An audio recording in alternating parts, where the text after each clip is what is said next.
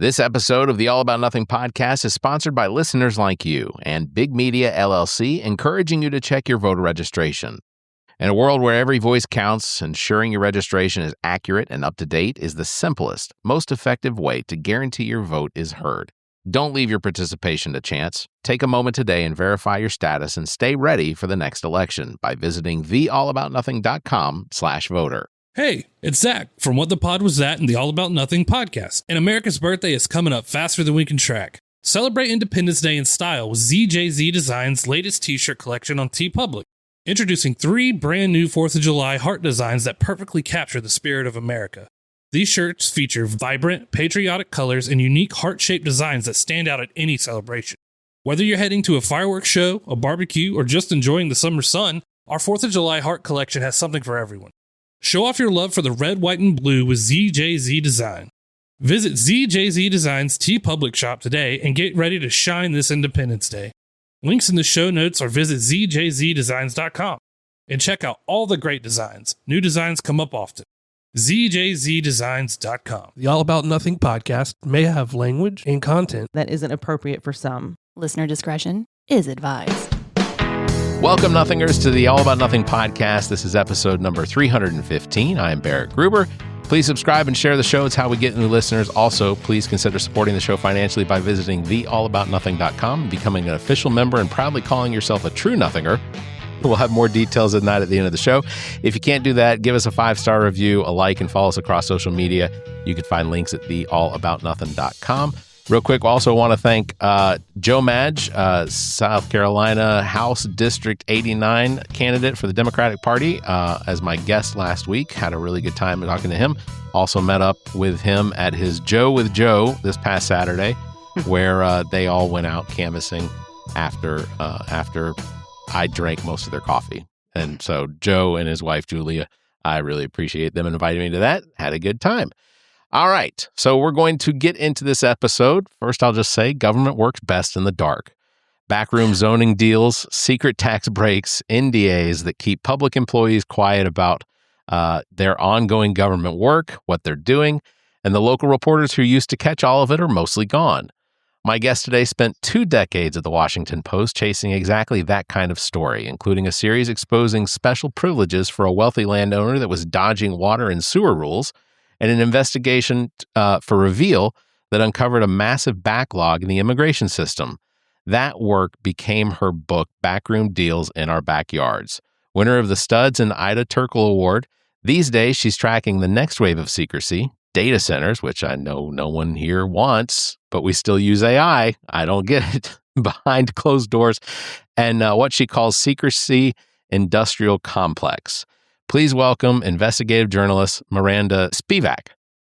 Spivack, correct? That's right. Yep, I have heard your name pronounced differently several times, and I finally just decided Michael Steele knows how to say it, so I'm going to say it the same way he says it. You're right. And he and I go way back. He was the number 2 deputy governor, whatever we called it, in Maryland. So yeah, as a Republican, whatever. Anyway.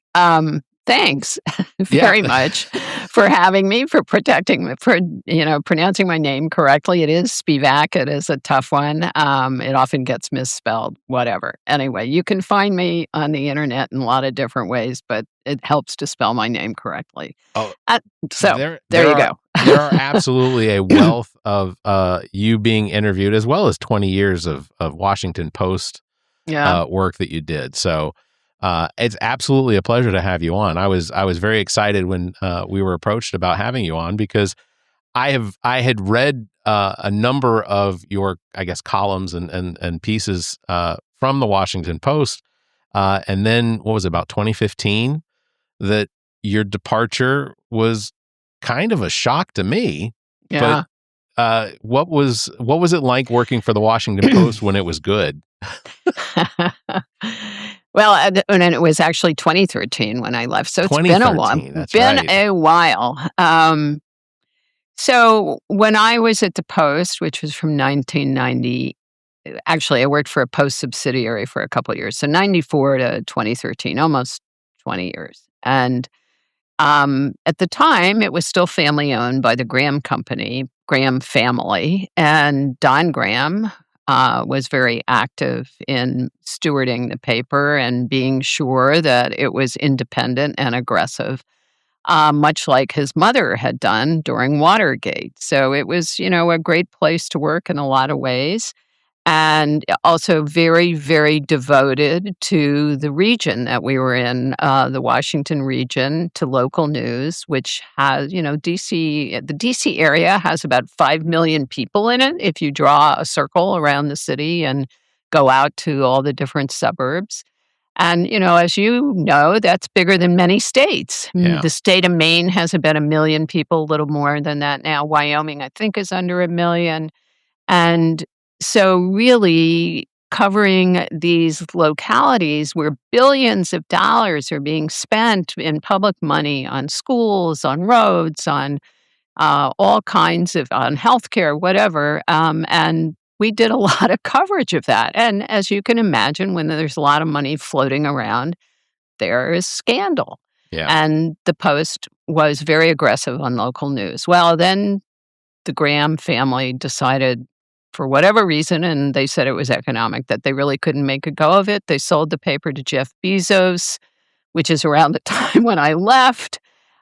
He was supposedly committed to the region, but I think that evaporated very quickly. And his editor, who had actually been hired before Bezos bought the paper, Marty Barron, who also had been heralded as a great partisan of local news, pretty much Bezos said, we're not doing that anymore. And it started, it wasn't that obvious, but it became obvious over time. And, Barron, I know people have a lot of admiration for him, and I certainly respect his journalism, but he did not stand up for this in the way that Len Downey, his predecessor, who was working for the Graham family, I think would have spoken up and stood up for local news and explained to Bezos why this mattered. Anyway, it all devolved from there. And, as you know, now the Post is in really kind of dire straits, and there were massive layoffs this year. And there are basically 10 people, I think, covering the region of 5 million people. When I was there were probably 200. So It's big difference. And I would call it journalism malpractice. If we don't cover local issues, our democracy is going south really fast. Agreed. Absolutely. One of the stories about you showing up at a planning board meeting for literally one thing and then walking out with a completely different investigation into wealthy landowners. Yeah. Tell us about this landowner dodging the rules and this was interesting. This is a guy named Mitch Rales, and you could Google him and his brother. They own a company called Danaher, and it's a multi-faceted, billions of dollars, many kinds of different things, among them tools and, building construction materials, but all kinds of stuff. And so Mitch Rales lives in Potomac, Maryland, and had already built, unbeknownst to me, and I've lived there in that area for 30 years, he had this massive, almost personal art gallery with pretty fantastic art in it. And it was barely open to the public. And he got a big tax deduction actually for it. And he had, impressionists, he had abstract expressionists. Just stuff that you would see at the Met or the National Gallery or the Louvre or whatever. Anyway, private collection.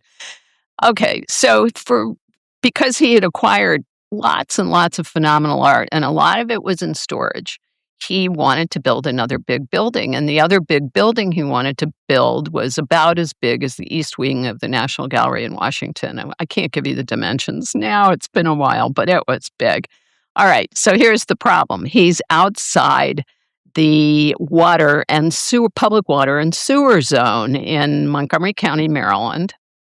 And that zone had been set up decades ago to preserve open space, farmland, whatever. And, if you start to bring public water and sewer into parts that are undeveloped, you will bring development with it. And so this was clearly sort of an environmental decision that the county had made years ago.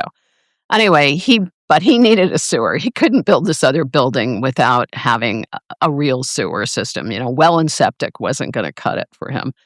And so he started to very quietly learn the ropes of politics in Maryland. And and I was at this planning board meeting about some other investigation I'd done about Clarksburg, Maryland, which was a development that went awry.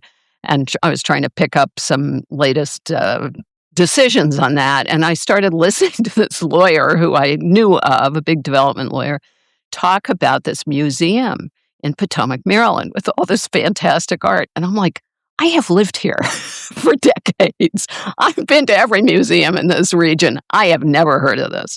And that led me to unravel or expose the whole story. I will say this, fast forward, he got what he wanted. And but what was really interesting to me about it is that Mitch Rales had never given an interview to a reporter since I don't know, for about 20 years, because he and his brother had been accused of being corporate raiders in short pants in Forbes magazine, and that ticked them off so much they said, we're done with the media. Obviously, they were ahead of their time, since lots of people don't talk to the media now and get away with it. And so, I approached him. I did not really know this, and I approached him, and I wanted to write a story about his museum and his goals for a new museum and the whole sewer controversy, which the neighbors didn't like because they couldn't get sewers. They had well and septic. And interestingly enough, he gave me the interview because he began to realize that he had to have a public posture on this, and proudly told me how he'd been lobbying the governor and all. Didn't sort of understand that people were going to be a little put off by this. Did this fancy reception for the school superintendent. So I had people who were telling me, what did they eat, whatever. You can read the story; it's still up. There are several stories about this. But what also was, to me, very amusing, just as a journalist, was that the business reporters at the Washington Post had been trying for years to get an interview with this guy. And they couldn't get it. And I said, well, that's okay, because I write about sewers. And, that's why he wanted to talk to me. But, it was interesting. It was really a story about how, you're wealthy, you can get what you want. And that's sort of been a theme in many ways of my work over time, which is, the rules don't really apply to you. Yeah, it's and I think the same sort of goes, like you've been discussing these data centers and how a lot of these communities have been, these data centers are popping up in communities where basically people don't even know what it is that's being built until it's finally there. And then they've got 7 or 8 exhaust stacks where they're running natural gas to power this thing. Right. And diesel every month when they have to do their backups and show that, the thing won't go down. So, How is it that they're getting away with these? Yeah. Well, it's an interesting phenomenon. I think, as you mentioned, everybody has a smartphone, right? Yeah. And we want all the things that, data centers in many ways are powering. And so it's a real dilemma. But I think the way the industry has gone about it, and this is, of course, Amazon, Microsoft, and every other big internet company, Facebook, is that they've done it very quietly. I think they were always wise to the fact that these things were going to be viewed as public nuisances. They're noisy. They use a lot of water, although there are some efforts to try to resolve that. They are putting a lot of pressure on the electric grid. And in Virginia, which is sort of the epicenter of the data center boom, if you will, although it's now spreading around the country, the local officials signed non-disclosure agreements, and that's also happening around the country. And I think the industry understands that people don't, if they find out about this and they see these things and they're noisy and they're in my neighborhood somehow, they're not going to like it. And they are organizing all around the country to try to at least locate them in places that aren't highly populated. But, the pressure that they're putting on the electrical grid, which in Virginia, the ratepayers have been paying for, it's, you and me subsidizing these things, not good. So but the problem, I think, also is that local officials, they're torn. They think these data centers may create jobs, and they do at the outset, especially for electricians and construction. The long-lasting job creation is not great. But if you're a local official and somebody comes to you and says, I got a project that's going to create a bunch of jobs, you're in a tough spot in terms of, trying to turn it away. Yeah. But then being forced to sign a non-disclosure agreement where you can't even tell your constituents what's going on, and in some cases you can't even tell them you signed a non-disclosure agreement, is pretty egregious, I think. And that's something where I think communities are getting wise to this issue and really standing up. So yeah, one of the things I think that before, I guess, the cusp of AI, we used to we called them data farms. Like and they weren't huge. The companies that I've worked for in my past, we have had data farms where it was basically just a storage center where data was held. But that's not everything that goes on with these data centers, is because of the amount of processing they have going on to be as the fastest possible system for whichever corporations are using them for things. Because you're right, it's the power consumption. It is the amount of water that it takes to actually keep these centers cool, and what they're eating through, and the resources that they're eating through in those areas. And I know that for the most part, they're putting, I say for the most part, they are trying to put them in sparse areas that potentially would have been agriculture at one point, and now are, the land's being utilized for something, but it's really the resource eating that it's doing. Yeah. A data center isn't going to employ, after it's built and up and running, an 18-acre data center is going to have 26 people. Potentially that are running around on golf carts to take care of maintenance issues and things like that. For the most part, they're all operated from overseas or other parts of the country and things like that. It's disheartening to know that our politicians and the people that are in the position of allowing these things also live in our communities, right? And don't. I guess they just, is it a moral compass thing, or is it just but they just don't seem to be concerned. Yeah, I think, it's interesting when you say is it a moral compass thing. I think in some ways it is, but I think that you can never underestimate sort of lack of knowledge and incompetence to some degree, and a failure to recognize, they get snowed by the big corporate whatever who shows up and makes all these claims. And if you look at something like Amazon, not my favorite company, search for its second headquarters, and it went all around the country, and it did demand non-disclosure agreements from localities, and they all signed it because they were afraid. Well, if they didn't sign it, they wouldn't even have been in the running. But they also were afraid that, if they didn't go along and at least make a pitch to Amazon, that it would come back to bite them politically. And so, I think that was wrong-headed. I think if every city had been open about what they were trying to give away to Amazon, it would have changed the competitive field, and everybody would have been able to evaluate, okay, my city wants to give this big tax break to Amazon, and they say they're going to create X jobs, which, by the way, they have backed off on in Arlington, Virginia, where they ultimately ended up. But I get the fear that politicians have. You don't want to be seen as somebody who's squelching jobs, but you also have pressure on the environment, on water use, whatever. And I think they have trouble balancing it out. And so, it may be a lack of a moral compass. I think it's also lack of information and really good analysis. Yeah. Your book is built around accidental activists, people who never really set out to fight City Hall but got dragged into it. Is there a common thread in how that really happens to someone? Yeah, that's an interesting thing to me. And I looked at this or I tried to find these people around the country and in sort of diverse communities and, all kinds of diverse issues, because I was very interested in how and why somebody does end up being an activist in their community. And in some cases in my book, not all of them, they really did make positive change.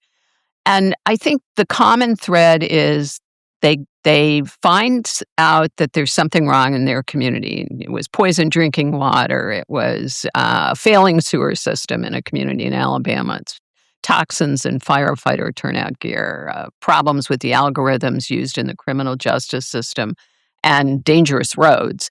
And they think, okay, I've discovered this problem in my community. I'm going to go to the local officials and they are going to welcome my finding and they are going to help me solve it, or I am going to help them solve it, but they're going to carry the ball, not me. And what happens in almost all of these cases is that for a variety of reasons, the local officials, in one case, in the poisoned drinking water in Hoosick Falls, New York, the mayor said to Michael Hickey, the fellow who figured this out, don't tell anybody. We have this project going on. We're trying to put Hoosick Falls on the map. Of course, if you didn't tell anybody, which Michael did, but if you didn't tell anybody and then people move into the community and find out that the water system is wrecked, that's not good either. But the mayor didn't see it that way. He was very nervous. And so, what happens is people get that kind of response. And then they're like, what? Wait? Really? Wait a minute. I thought you were from the government and you were here to help me. That old cliche. Well, and it turns out not to be true. They all get pushed off for some reason. And that really makes them angry. And I think the anger helps to fuel their very tenacious and in some cases years-long efforts to undo the harm and to expose the problem. Yeah. I think it's a personality type that some of them didn't even know they had, I think, until they sort of got rebuffed. Look, I am constantly in fear of the personality types that people aren't aware of themselves. The self-awareness that's constantly an issue. Yeah. I mean, I have a lot of admiration for these people. They are totally self-taught. They were not community activists. I mean, there are some people around the country who I would say are sort of professional community activists, even if they're volunteers. These people are not that. They learned that they could get public records. They learned how to organize. They learned how to lobby, but really taught themselves. And one of the messages I think of the book is look at their experiences with what I would call kitchen table issues.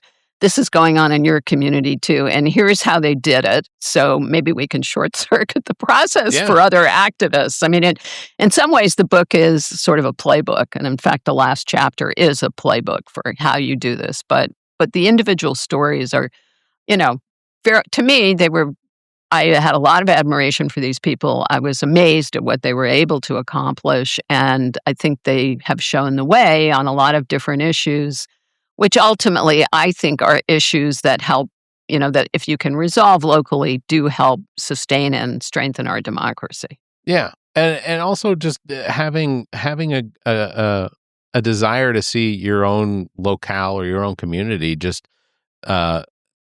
progress and or potentially stay static, or if that's what you want.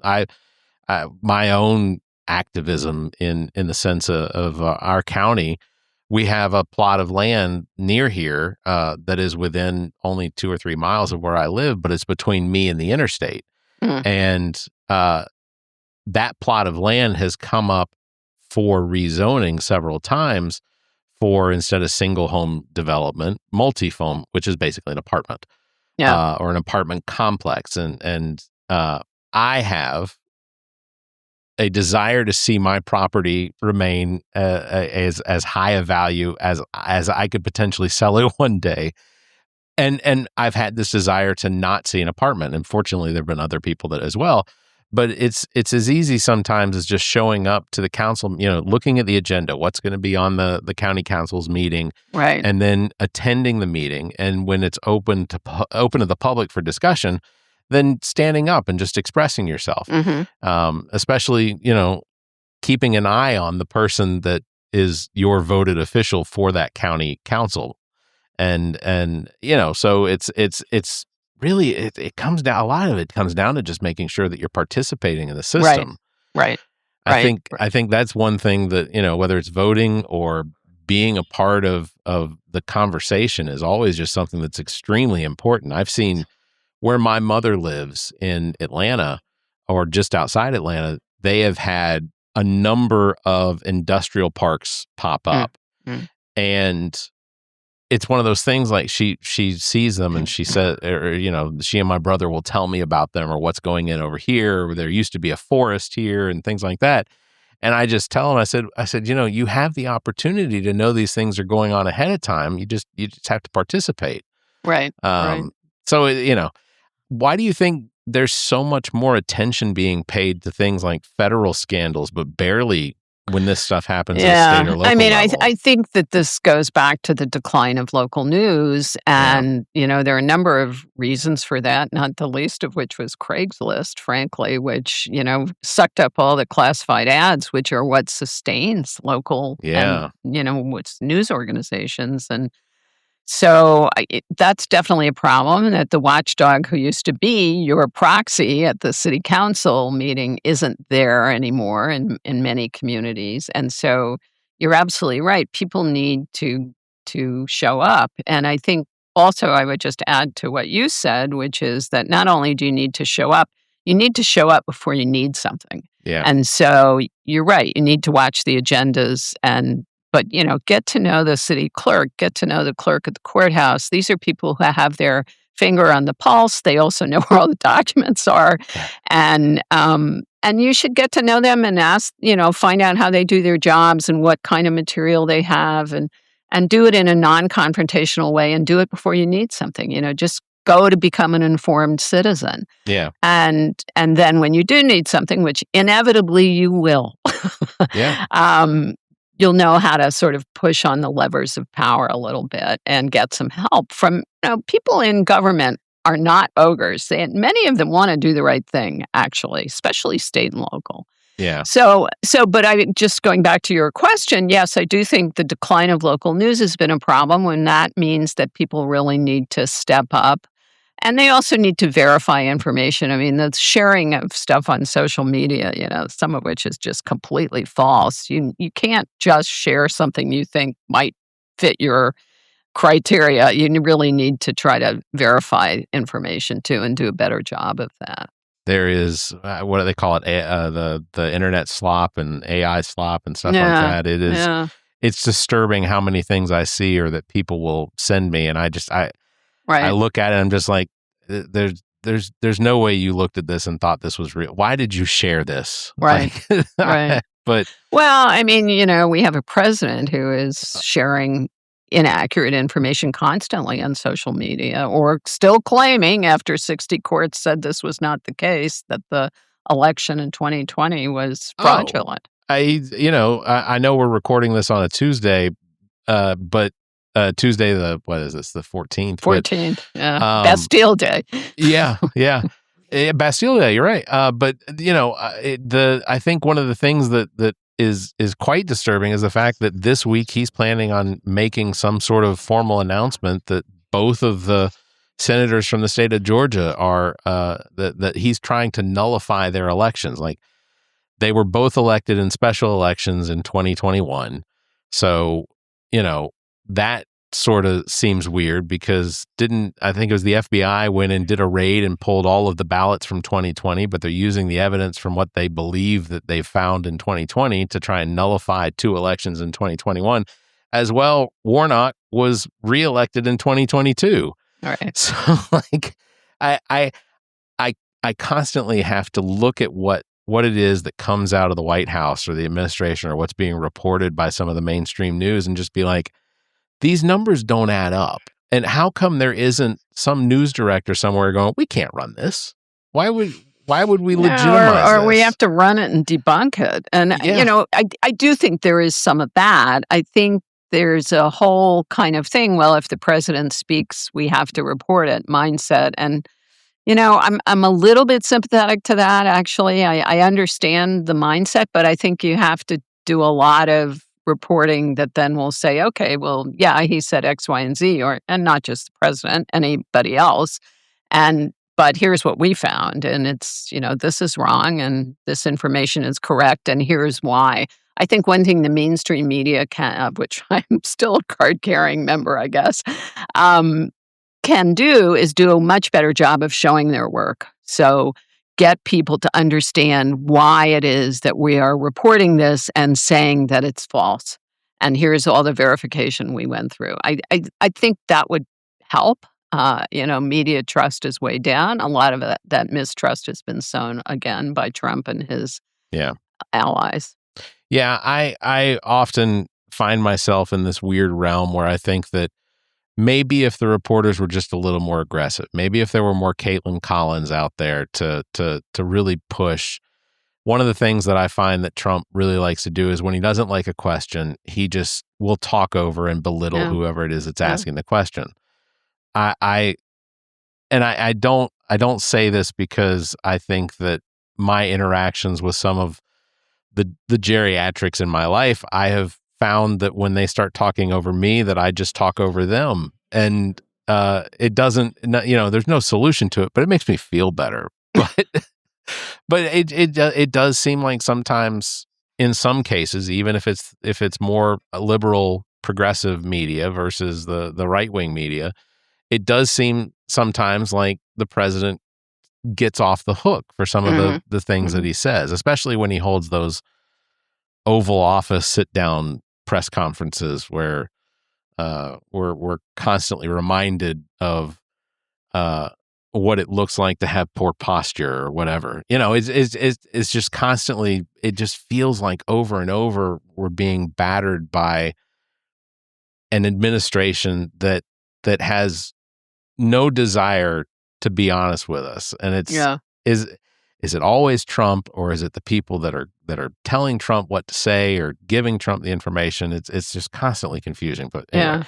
No, I mean, I will say he's very skilled at having figured out that if you repeat a falsehood over and over. I mean, talk about people eating cats in Ohio or, whatever. I mean, and, then J.D. Vance started talking about that and amplifying it. And suddenly it had the veneer of reality to it. And it was just like, and people were not dismissing it. And, I think that's the repetition is very effective. And unfortunately, I think sows, puts more lies into the mainstream ecosystem, if you will. Well, there's constantly the degrading of the trust of the media, because you have two different clans of media that are constantly battling against each other to try and get the story aligned with what it is that their viewers want. But they're all selling the same catheter commercials. Like it's not like the competition is not really competition. You're getting the same reverse mortgage commercial from Mustache Man as Fox News is getting, as MS Now is getting. Like it's crazy to me. Yeah. Well, I'll say this. The story that the New York Times did over the last week or so about the lack of security on the new Qatar jet has led Trump to get the FBI to investigate the reporters and to serve subpoenas on them, which I assume the Times is going to try to squash tomorrow when they get into court. But, I'm like, wait a minute, this is a national security problem that the public was certainly entitled to know and understand. I mean, why would you want the president flying back from Turkey in a non-bomb-proof plane? It seems to me that Times performed a public service, which Agreed. Of course, but but the response is to say we're going to investigate you. I'm like, wait a minute, maybe you should be investigating the fact that you took this jet and didn't retrofit it sufficiently. Right. Yeah. And then of course, and then coupled on that, Lindsey Graham passes over the weekend, and Kash Patel announces on Twitter that the FBI is at the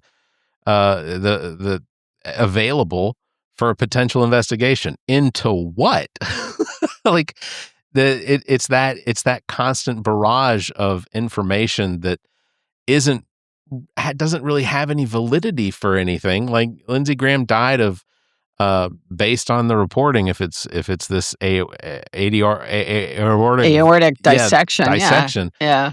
Basically, it's been described to me by a friend of mine who is a surgeon as what could likely be the most painful 15 seconds that anyone could potentially experience in their chest. And I think here in South Carolina, we assumed that Lindsey Graham wasn't always the healthiest. We've seen him eat and whatnot, but I think that, but to immediately go to this idea that there was potentially some foul play involved is just crazy to me. And some of the news decides this is interesting. Let's go after that. No, it's Yeah. tabloid. Yeah. Well, it'd be interesting. I mean, the medical examiner in D.C. is the one who said it was likely this aortic dissection, and I Yeah. guess they're going to do an autopsy too, which will give you a toxicology report. So, assuming he was not poisoned, which I think is what the anxiety has proven or has provoked, it should come out fairly quickly. But yeah, I mean, they're all conspiracy theorists. It Yeah. seems to me that's sort of a criteria for being part of the administration. I think this week with the Mitch McConnell photo is also another one of those interesting ones. Basically, Andy Bashir asked for a proof of life, and then this photo comes out, and almost immediately I get inundated with people telling me, "Oh, this photo's AI. That Yeah. it doesn't even look real. Oh, it looks like this photo that they took at the pool like 3 years ago." And I get it. It's fine, but one of the things I've had to remind people is that in order to keep up with a conspiracy, you have to have as few people involved as possible, because the more people that are involved in it, then the more likely that it's going to fall apart. So the idea that his entire staff at the Capitol is potentially involved with keeping this information suppressed, the idea that now you have reporters like Scott Jennings at CNN that have said that they've had these 17-minute conversations. I with would him. not describe him as a reporter, by the way. No, you're right. He's a former McConnell staffer who's on as a political commentator on CNN. Yeah, and sometimes I'd go as far as to say he's a consultant. It's not. I don't know what he's consulting for, but yeah, no, you're right. Absolutely. I apologize. That discredits so many other reporters. But to have the number of people involved saying that they had conversations. Thune said he had a conversation with him. Other people said they had conversations with him, and they're very similar conversations and things like that. And but until it unravels and actually, if the whole thing falls apart, then fine, I'm wrong. But if McConnell's dead, then I feel bad for the state of Kentucky. Yeah. Because ultimately they're the ones that get hurt by this. Yeah, I think that's right.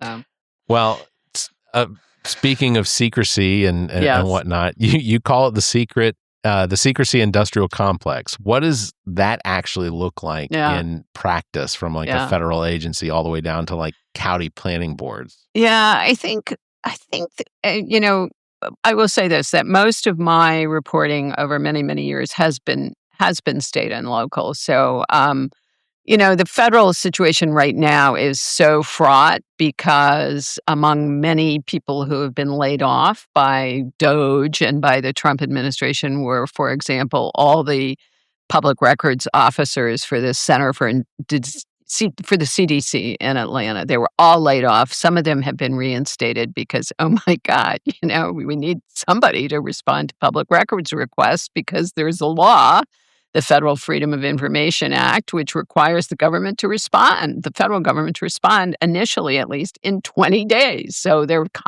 they're in huge violation of the law right now. Whether that amounts to anything or anybody prosecutes, we don't know. But what happens, I think, in states and localities, which is where most of the development issues occur, right? I mean, whether you've got somebody who wants to build an apartment building in a place where you think it's going to devalue your property values, or somebody wants to build a data center, or who's getting the contract to build a new school or whatever. I think what happens is that governments, first of all, they have an exemption to public disclosure when a real estate deal is going on between the government and a private entity.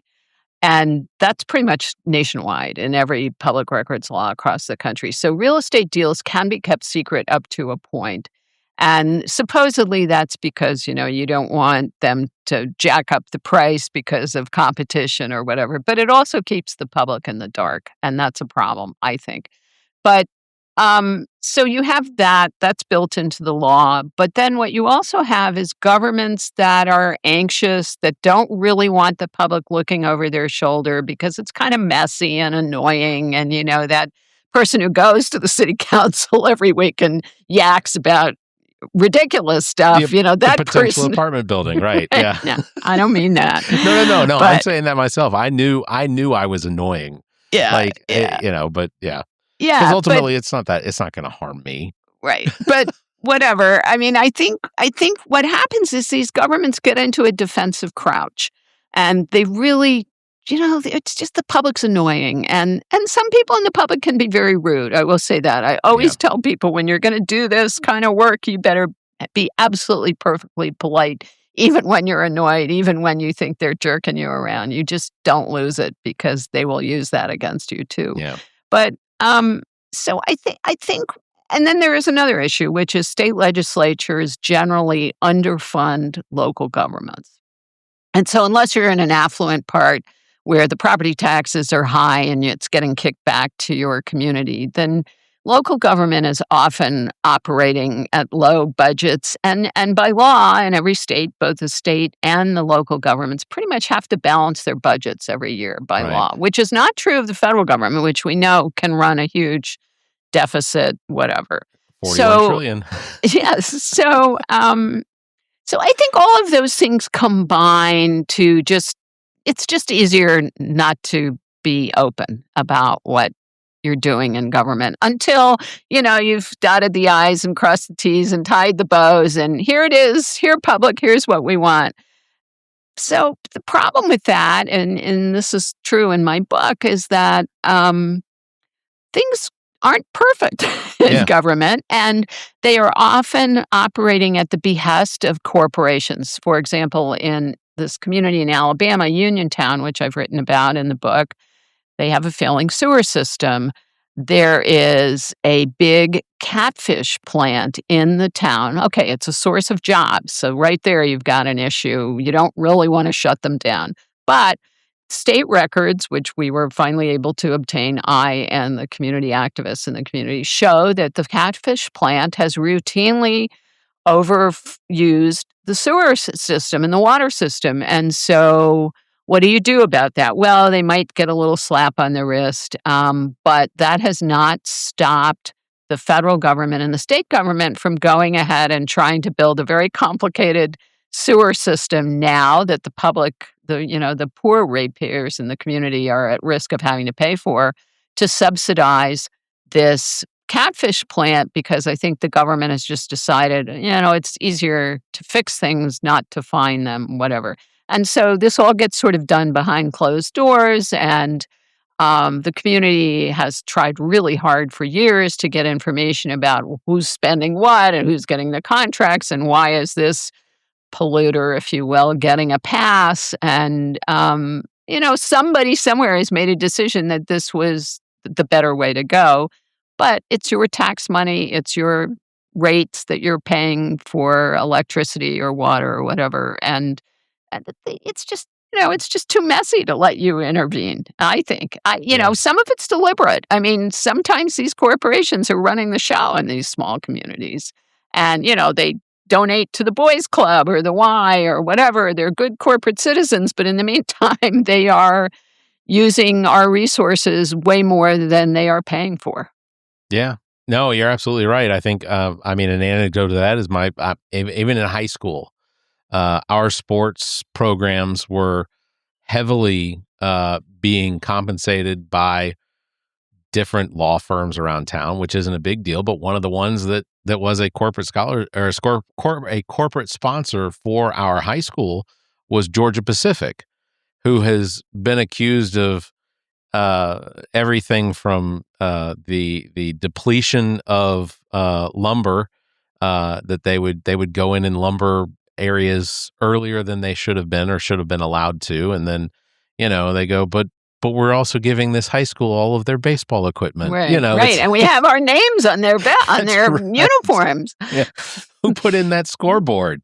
So I get it. It sometimes it's difficult to want to keep up a fight against some organizations that just feel sometimes too big to continue to try and argue against whatever it is that they're trying to achieve. I mean, data centers, obviously, data centers, prisons. I mean, there's so many different things. There's a prison in Uniontown too that's overusing the system. Yeah. And that's going to happen because you have so many people confined to one space. It just doesn't, a lot of the sewer systems in this country were built 40, 50, sometimes even 100 years ago. Yeah. So it's not, we just, what we need is a different way of getting rid of our shit. That's what we need. Yeah, that's true. That's true. Any examples of NDAs that being used to keep something from the public that would genuinely surprise someone? Well, I think, we talked about NDAs that community officials are signing with data centers, and that is going on all over the country. And that's a problem because for the various reasons we've discussed, which is, it's conceivable if you bring the public in, if you are in the government and you bring the public in, yes, there are going to be some people who are a pain in the neck, no question about it. But there are also going to be people, as there are in Uniontown, the high school shop teacher was spearheading the effort to challenge what the solution was for the sewer system and found out about different kinds of systems that might be more cost effective and might also be more effective, and was rebuffed. So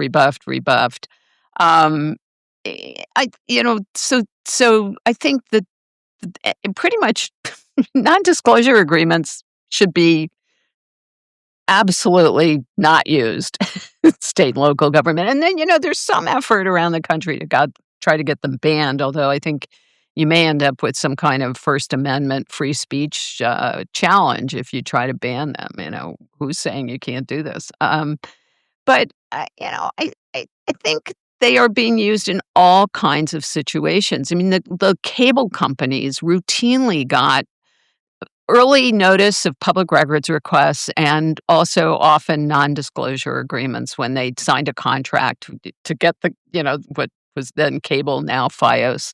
To be installed in your community, you've got to get a permit usually from the local government. But they don't want you to know when they're going to dig up your street or whatever inconvenience that might have because they think they're a public good, and to some degree they are. And I think that this is the kind of discussion that if you could have in a non-confrontational setting when it isn't a crisis, there could be some effort to get input from the public who do know some things and might have some good ideas to offer.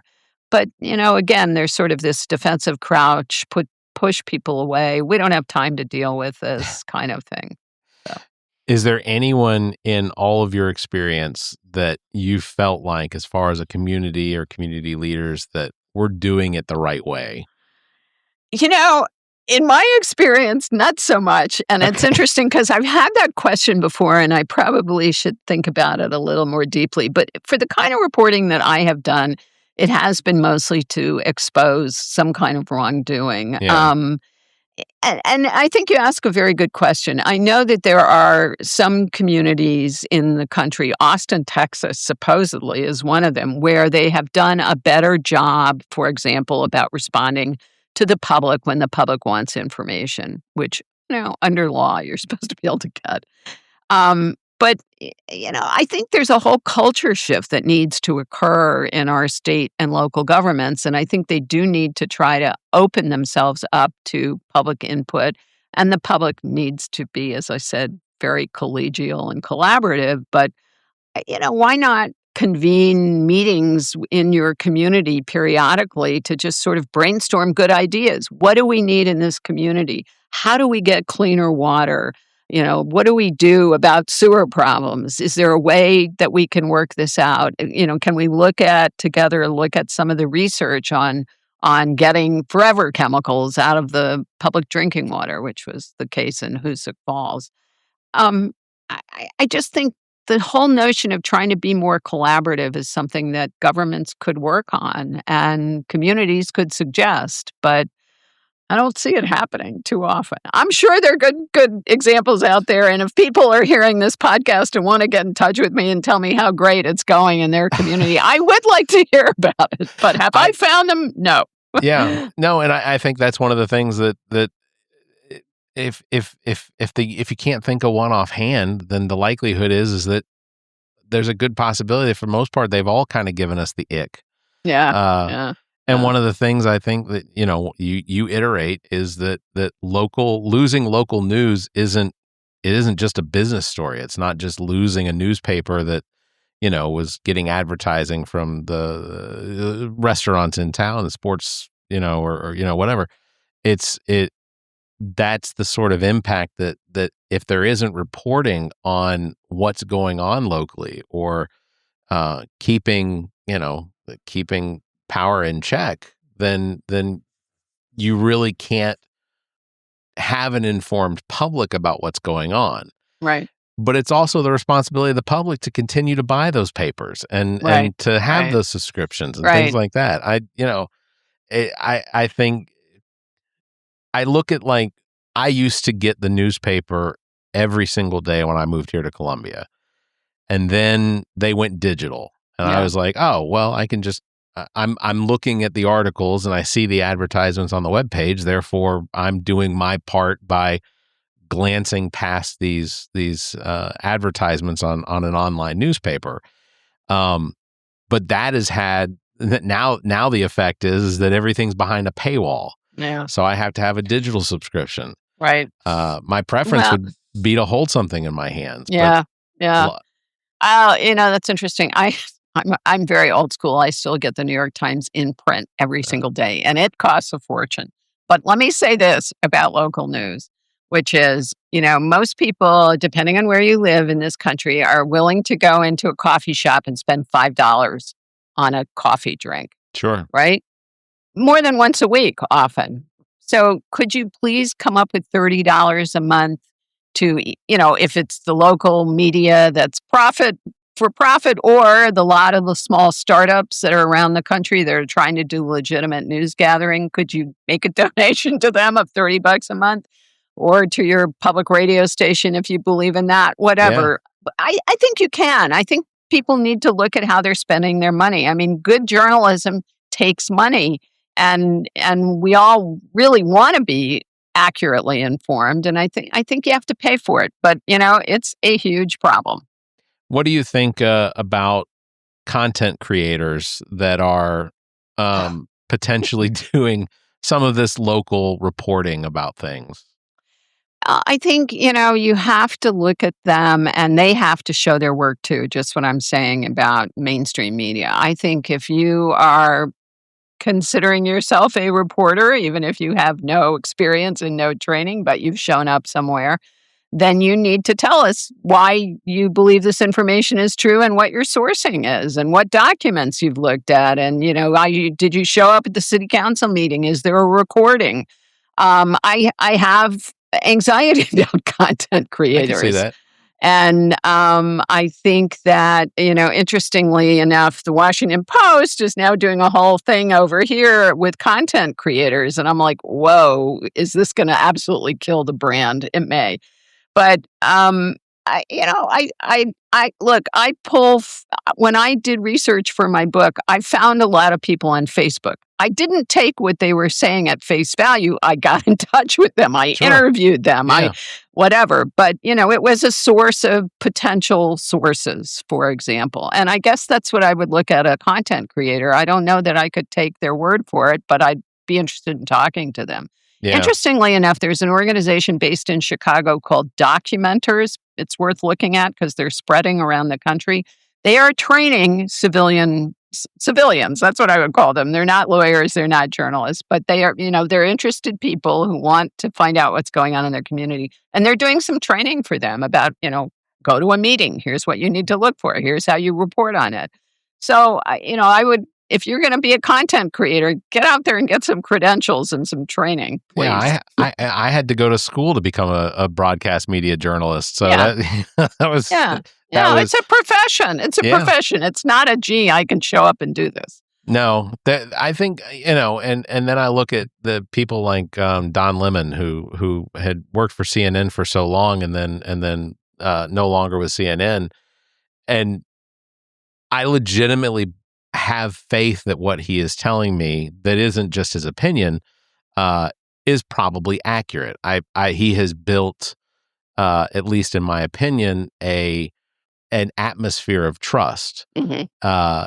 And then he moves on to becoming a content creator. So he sort of went that direction. Well, he had some credentials to begin with, I think is what, I mean, I'm not at the Washington Post anymore, but everywhere I go, they say, oh, you worked at the Washington Post when it was a real newspaper. And I'm like, yes.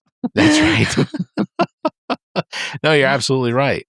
I know we don't have a whole lot of time left, but the book is available on Amazon everywhere. But go to bookshop.org or you can. Oh, yeah, absolutely. Which I don't know if people know about it, but it supports independent bookstores and you can do it online just like you do Amazon. I mean, I'm not saying don't go to Amazon. I'd love for you to buy my book. It's called Backroom Deals in Our Backyards.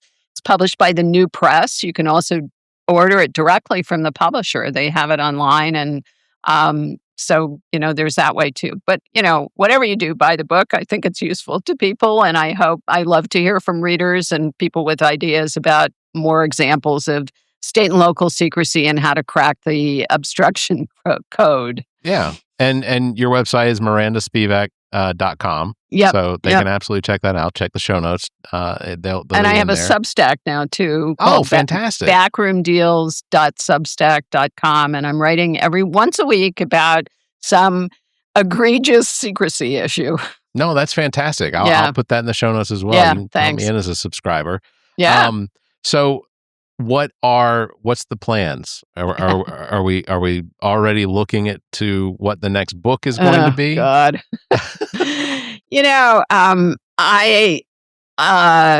Writing a book is not easy, even for a journalist. And there is some discussion now going on between my publisher and me. They actually had an idea for me. I don't really want to talk about it yet, but it does have to do with corruption and more secrecy.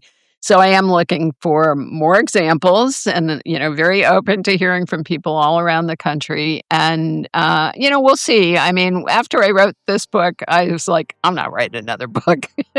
That is what they all say. But we'll see. We'll see. Anyway, the New Press is a great publisher. They're a nonprofit publisher. They were formed many years ago by some big-time publishers who were in the big publishing industry and, had to publish books that made a lot of money. And they said, we need a place for books that may not make money, but a lot of money, but that they are very important for discussion about politics, democracy, and building a better world. Well, I absolutely commend you on the career that you have had and the fact that you're still fighting what is essentially the good fight. That's what it feels like. Yeah, thanks very much. That's really nice. It's when at some point when you decide that retirement is what you want to do, I'm not saying soon because obviously you're only approaching 40, but I think that having books like this and having the reporting that you've done over your career has been essential to my readings of it. It's not just you, but so many reporters in that same intent that have driven me to be more involved in what goes on locally. So it's important, and I think that if 10 out of 100 people read it and say, this is the path I need to go on, this is how I need to be a part of the progress and be a part of making sure that the system is working for everyone equally, then it's had a positive effect. So I think it's fantastic, and I really appreciate it. Well, thanks very much. I appreciate the opportunity to have this forum to talk about it. Yeah, absolutely. Anytime. Okay. Just want to remind everybody that the name of the book, the full name of the book is Backroom Deals in Our Government. Backroom Deals in Our Backyards. How government secrecy harms our communities and the local, how the local heroes fighting back. So again, available from New Press. It was imprinted in 2025, right? Yeah, it's a year old now, but it still seems to have shelf life, and especially with the midterm elections coming up, people are saying, "What can I do?" Well, it's really, really good work, and I appreciate you coming on and talking to us about it. So, well, thanks, Miranda. Thank you. All right. Yeah, thank you. Well, we're gonna wrap it up. That's gonna do it for episode number 315. Links to all of our past episodes. Wow. You said wow. I've been doing this since 2017, and I'll just say, one of the reasons I started doing a podcast was because I worked in an office with a bunch of people that would give their opinions on things that I couldn't give my opinion because it was different. So when Trump took office, I was told, well, why don't you just do a podcast? Because then you can scream into the netherworld and not have to deal with hearing somebody's opinion. And then you start getting the death threats. So links to all of our past episodes, podcast platforms, merchandise, and social media available on our webpage, theallaboutnothing.com. And if you think our financial model of giving away free content and entertainment is silly, and you're in the giving mood, why not become an official Nothinger and support the show? Members get early access to this episode as well as exclusive content. Visit members.theallaboutnothing.com, or you can find a link on our webpage. You can also give a one-time donation through the same link. If you'd like to be a part of the show, you can call and leave us a message, 803-672-0533. You can email the show at theallaboutnothing.com, or you can join our Discord server, links found on our webpage. Thank you for listening, everyone. You all stay safe, be kind, and keep your hands to yourself. The All About Nothing podcast is a product of Big Media and produced and engineered by me, Barrett Gruber. Thanks to Cake for our intro music, Sick of You. You can follow Everything Cake, the band, at cakemusic.com. Thanks to Muff, the producer, for our outro music. You can follow Muff on Instagram at Muff the Producer. You can follow me across social media by visiting Linktree/Barrett Gruber. And you can follow Zach King on Linktree/AANZach. Want to support the show? Visit our webpage, theallaboutnothing.com, and become a member. There are several tiers available that give you early access to episodes as well as exclusive content. To find links to our social media, podcast platforms, and merchandise to support the show, as well as past episodes, visit theallaboutnothing.com. If you'd like to be a part of the show, you can email the show at theallaboutnothing.com, or you can call our number and leave a message. Dial 803-672-0533. If the time between these episodes is more than you can handle, check out our sister shows. What the Pod Was That with Carrie, Zach, and myself. Welcome to Wonderland with Me. Politically Speaking with Erica, Kirsten, and Emily. And Black, White, and Blue in the South with Dr. Jamil Brooks and Bill Kimmler. Please subscribe and share this show. If you're on YouTube, please subscribe and punch that notification bell. Thank you for listening, and hear us next week.